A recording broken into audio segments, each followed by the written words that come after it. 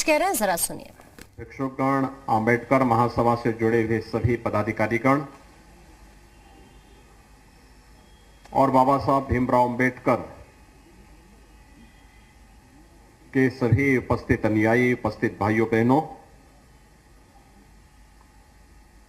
बाबा साहब भीमराव अंबेडकर के महापरिनिर्वाण दिवस के अवसर पर मैं प्रदेश शासन की ओर से भारत माता के इस महान सपूत भारत रत्न बाबा साहब डॉक्टर भीमराव अंबेडकर को विनम्र श्रद्धांजलि अर्पित करता हूं। बाबा साहब भीमराव अंबेडकर ने इस देश को एक संविधान दिया। संविधान किसी भी संप्रभु संपन्न राष्ट्र के लिए एक मार्ग निर्देशिका होती है जो पूरे देश को एक व्यवस्थित मूल्यों के साथ आगे बढ़ने के लिए एक प्रेरणा प्रदान करती है। बाबा साहब भीमराव अंबेडकर ने संविधान में जिन बातों को उल्लेख करते हुए इसको बार बार कहा था कि आखिर मेरा आदर्श क्या है, यानी संविधान केवल एक पुस्तिका नहीं, एक ग्रंथ नहीं, भारत को क्या चाहिए और अनंत काल तक भारत को कैसे यह संविधान आगे बढ़ाएगा। तो उसमें उन्होंने जिन बातों का उल्लेख किया, केवल 3 शब्दों के आधार पर उन्होंने सब कुछ कह दिया। स्वतंत्रता, समानता और बंधुत्व इस संविधान का आदर्श होगा। अब याद करिए, भारत के संविधान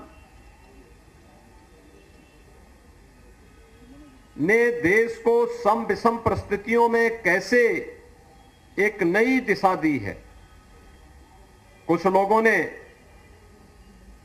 संविधान का गला घोंटने का प्रयास किया था इमरजेंसी के समय में, लोकतंत्र को रौंदने का कार्य किया था, लेकिन पूरा देश एकजुट होकर के जोरदार प्रतिक्रिया व्यक्त किया था, प्रतिकार किया था। और यही नहीं, हम लोग जब इन सब मुद्दों को देखते हैं, आखिर एक समता मूलक समाज की स्थापना किए बगैर एक सशक्त और समर्थ भारत की परिकल्पना ही बेमानी होगी। और यही कारण है प्रधानमंत्री मोदी जी ने बार बार इन पर हमेशा ध्यान आकर्षित किया और उसके लिए सरकार ने कार्य भी किया। बाबा साहब भीमराव अंबेडकर जी के प्रति सम्मान का ही यह भाव है कि आज पूरा देश 26 नवंबर की तिथि को बाबा साहब भीमराव अंबेडकर के प्रति अपनी श्रद्धा को व्यक्त करने के लिए संविधान दिवस के रूप में मनाता है। बाबा साहब भीमराव अंबेडकर को आजादी के बाद जो सम्मान मिलना चाहिए था, इसलिए सरकारों ने नहीं दिया। देश के प्रधानमंत्री के रूप में मोदी जी पहले प्रधानमंत्री हैं जिन्होंने इस देश के अंदर बाबा साहब भीमराव अंबेडकर की भावनाओं के अनुरूप भारत के निर्माण के लिए बिना भेदभाव के समाज के प्रत्येक तबके को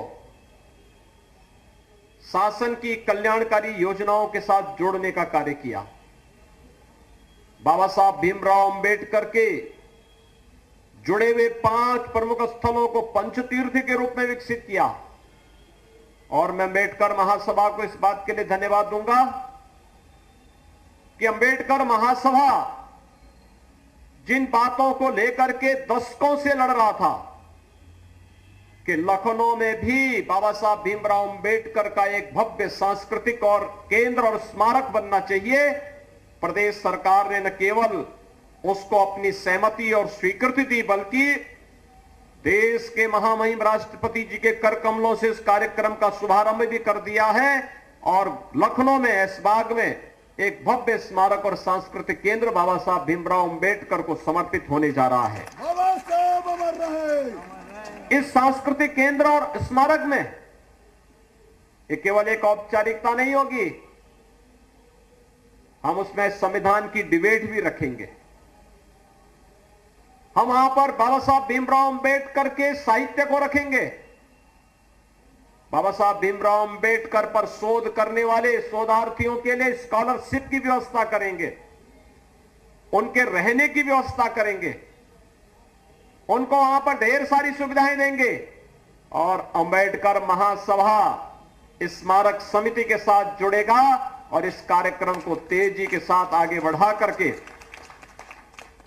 बाबा साहब भीमराव अंबेडकर के आदर्शों के अनुरूप स्वतंत्रता, समानता और बंधुत्व के लक्ष्य को प्राप्त करने के लिए कार्य करेगा। भाइयों बहनों, आज आप देख रहे होंगे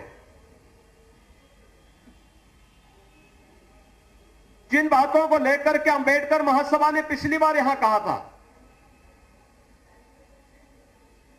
कि समाजवादी पार्टी के समय में अनुसूचित जाति, जनजाति और अन्य गरीबों को उनकी जमीनों से बेदखल किया गया और किया जा रहा था।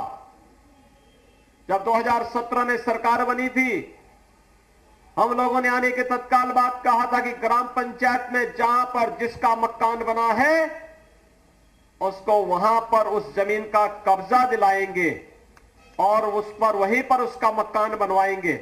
हम आभारी हैं प्रधानमंत्री मोदी जी के, जिन्होंने पूरे देश के अंदर प्रधानमंत्री स्वामित्व योजना लागू की है और अब तो घरौनी के माध्यम से भी हर एक व्यक्ति को ग्राम पंचायत की जिस भूमि पर जहां पर उसने अपना मकान या झोपड़ी रख ली है उस मकान और झोपड़ी का अधिकार उसको प्राप्त हो गया है।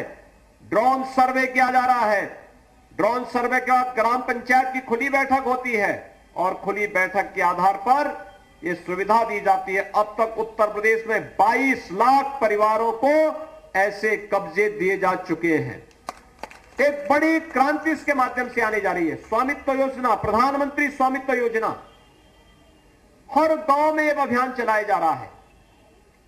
आज अनुसूचित जाति, जनजाति और अति पिछड़ी जाति से जुड़े हुए बच्चों की स्कॉलरशिप समय पर भेजी जा रही है। अब आश्चर्य करेंगे कि वर्तमान सत्र में हम लोग 68 लाख बच्चों को स्कॉलरशिप दे रहे हैं या शुल्क प्रतिपूर्ति देने जा रहे हैं। ये अनुसूचित जाति, जनजाति के बच्चों की स्कॉलरशिप को रोकने का काम किसने किया था? 2016 में समाजवादी पार्टी ने कर दिया था। ये लगातार समाज को बांटने वाले लोग हैं, इनसे आप कोई विशेष उम्मीद मत करिए। ये विभाजनकारी मंशा के साथ देश के संविधान और भारत के उन महापुरुषों का अपमान करेंगे जिन लोगों ने देश के संविधान के निर्माण में योगदान किया, जिन्होंने समाज के रूढ़िगत और विपरीत तमाम उन विसंगतियों को दूर करने के लिए आवाज उठाई। कुछ लोगों को अच्छा नहीं लगता और यही कारण है कि बाबा साहब भीमराव अंबेडकर के बारे में भी पिछली सरकारों में जो गलत टिप्पणियां होती थी, आज वे लोग अपने कृत्यों की सजा स्वयं भी भुगत रहे हैं। लेकिन यह देश बाबा साहब भीमराव अंबेडकर के प्रति कृतज्ञता ज्ञापित करते हुए भारत माता के इस महान सपूत के प्रति सदैव सदैव कृतज्ञता ज्ञापित करेगा। आज 66वें महापरिनिर्वाण दिवस के अवसर पर हम सब भारत माता के इस महान सपूत के प्रति उसी कृतज्ञता को निवेदित करने के लिए यहां पर इस स्मारक समिति के इस कार्यक्रम में यहां पर उपस्थित हुए हैं। मैं एक बार फिर से अंबेडकर महासभा को इस कार्यक्रम के लिए हृदय से साधुवाद देते हुए उन्हें आश्वस्त करता हूं कि बाबा साहब भीमराव अंबेडकर के जिस मिशन को लेकर के अंबेडकर महासभा कार्य कर रही है, प्रदेश सरकार, लगातार उन कार्यक्रमों के लिए, उन मूल्यों के लिए कार्य करेगी। आप सबके प्रति मैं हृदय से अपनी शुभकामनाएं देता हूं और बाबा साहब भीमराव अंबेडकर के समाज और राष्ट्र को दिए गए उन बहुमूल्य आदर्शों के प्रति उन्हें विनम्र श्रद्धांजलि अर्पित करते हुए अपनी वाणी को विराम देता हूं। धन्यवाद। जय हिंद। योगी मोदी जिंदाबाद। तो सीएम योगी को अभी आपने सुना, कुछ बड़ी बातें भी उनकी हम आप तक पहुंचा रहे हैं। दरअसल आज बाबा साहब का परिनिर्वाण दिवस है और इसी बीच सीएम की तरफ से कई बड़ी बातों का जिक्र किया गया। श्रद्धांजलि सीएम योगी ने उन्हें दी। ये तस्वीर इस वक्त हम आपको सीधा दिखा रहे हैं।